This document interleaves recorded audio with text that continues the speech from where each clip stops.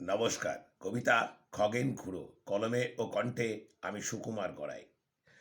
ওই যে মোদের খগেন খুড়ো, মাথায় তার মস্ত টাক, কলেবর তার বেশ বড়, লম্বা তার নাক।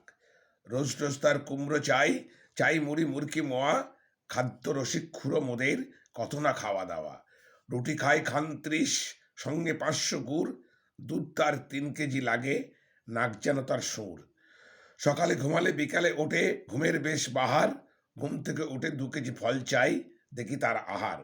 পুকুর জলে সাঁতার কেটে আজও করে স্নান, ওজন প্রায় ৮০ পেরিয়ে, নেই কোনো অভিমান।